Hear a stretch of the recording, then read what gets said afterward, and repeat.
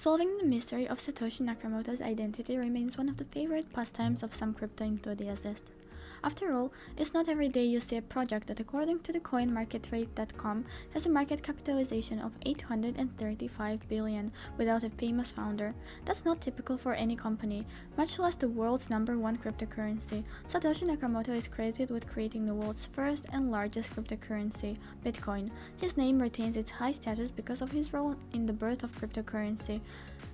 Among other things, Satoshi foresaw Bitcoin's future role in protecting the world from inflation. Therefore, it is not surprising that people defining the future of the BTC still refer to his philosophy to this day.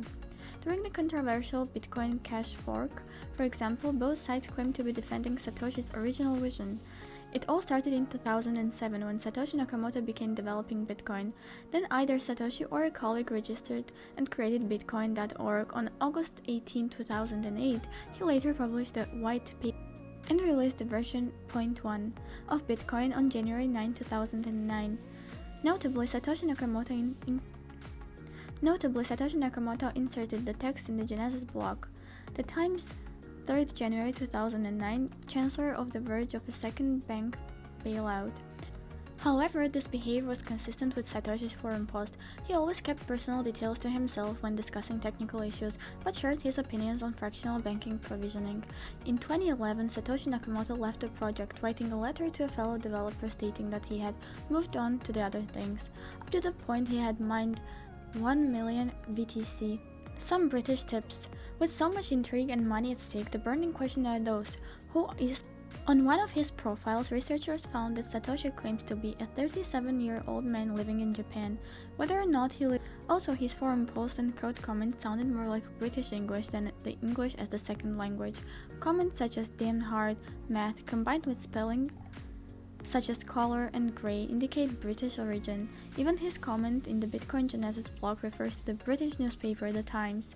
Another researcher, a software engineer named Stephen Thomas, traced over 500 timestamps of Satoshi's forum post. The results proved either Satoshi has a regular sleeping pattern or does not live in Japan. So who created a Bitcoin, a person or a team? Some researchers suggest that Satoshi is not a person but a development team. One such proponent of this theory is Dan Kaminsky.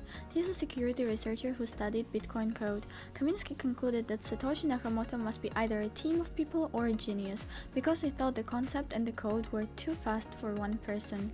A developer named Laszlo Heinig, who once corresponded with Satoshi, also thought the code was too well thought of for one person. So who created Bitcoin? Gavin Anderson, a software developer associated with Bitcoin, agreed, calling whoever did it a genius coder. Now that we have examined some of the evidence, let's look at some of the candidates for this title. Possible candidates.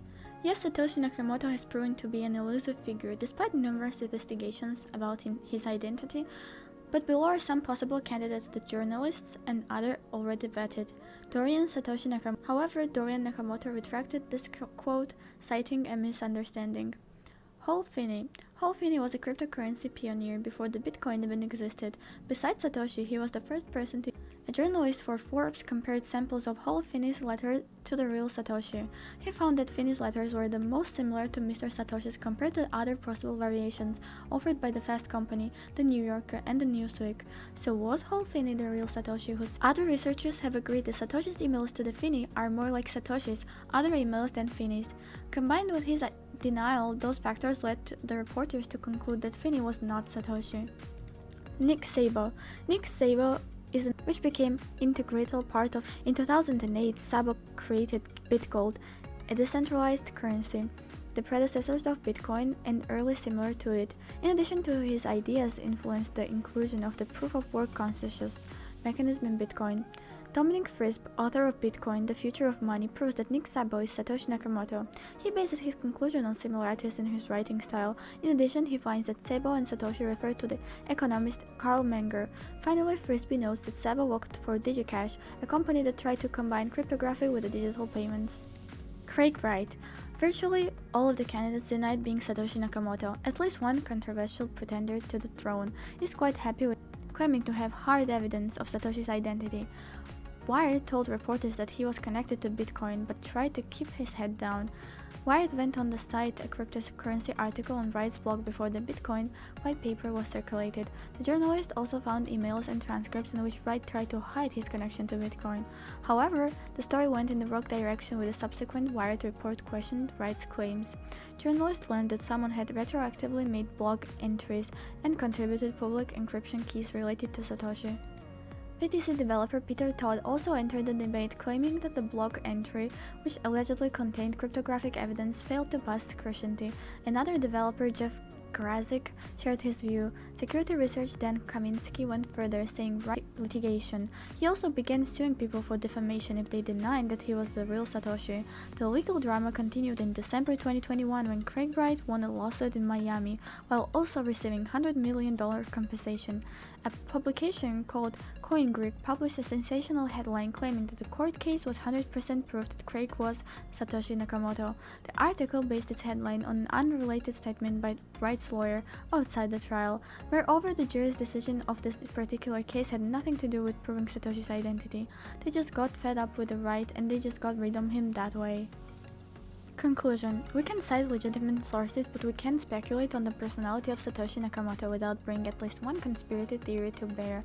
Conspiracy theories are too much fun. The theory claims that Satoshi is actually a team of top programmers who worked on the political elite to create a digital currency in order to eventually lure people into a one-world totalitarian system.